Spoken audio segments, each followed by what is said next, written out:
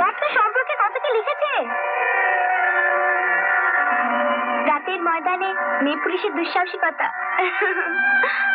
মহিলা sub inspector চিত্রমিত্রের দুঃসাহসিকতায় ভিক্টোরিয়ার অন্ধকার মাঠ থেকে 5 জন দুর্বৃত্তকে তুলে আনেন লালবাজার লকআপে। তাদের মধ্যে 2 জন ছিলেন দাগি আসামি। চিত্রমিত্রের সহযোগী অফিসার বরুণ অধিকারীর সঙ্গে প্রেমিক প্রেমিকার অভিনয় করে তারা ওই অন্ধকার মাঠে ঢোকেন সন্ধ্যার একটু পরেই।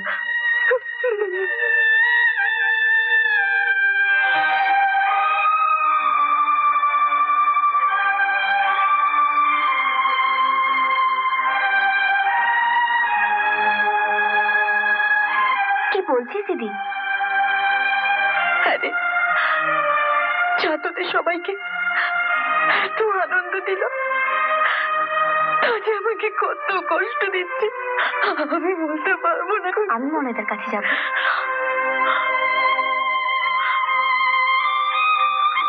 আমার উপর যার সমস্ত বিশ্বাস হারিয়ে গেছে তার কাছে কি আমি তোকে ছোট হতে দেবো না? তাহলে তুই এখন কি করবি?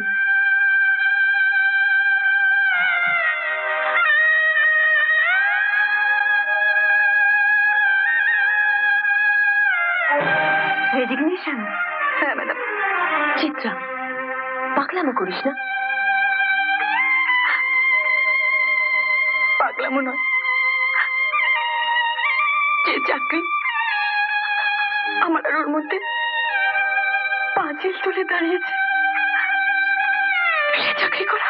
কিন্তু সে চাকরিতে আপনার গুরুত্বটা একবার ভাবুন। ডিপার্টমেন্ট আপনাকে পুরস্কার দেওয়ার কথা ভাবছে। সব হারিয়ে পুরস্কারের লোভে চাকরি করতে পারবো না ম্যাডাম। আপনি আমাকে ক্ষমা করবেন। চিত্রা, ওর চিঠিটা আপনি আমাকে দিন, যেভাবেই হোক আমি ওকে ফিরিয়ে আনবো। প্লিজ আপনি তাই করুন। ওর মতো মেয়েকে আমাদের খুব দরকার। ওকে ওকে আপনি ফিরিয়ে আনুন, ওকে ফিরিয়ে আনুন।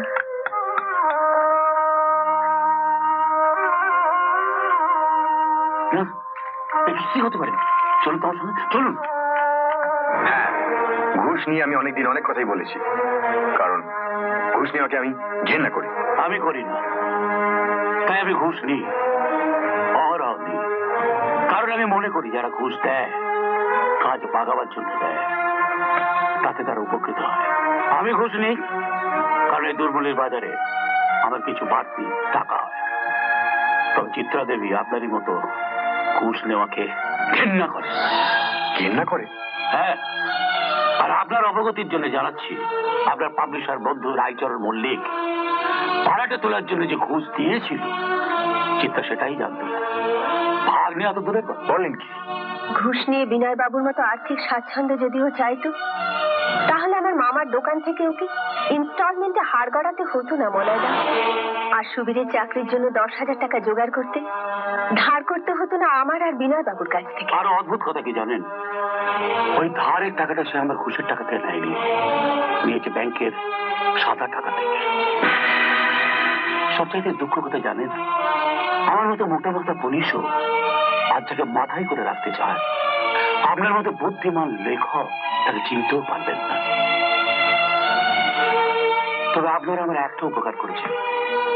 আমি এতদিন জানতাম আমি ঘুষ নিই তাতে দুপক্ষের উপকার হয়, তাই নিতাম। কিন্তু আজ জানলাম দ্বিতীয় পক্ষের পরও একটা তৃতীয় পক্ষ থাকে।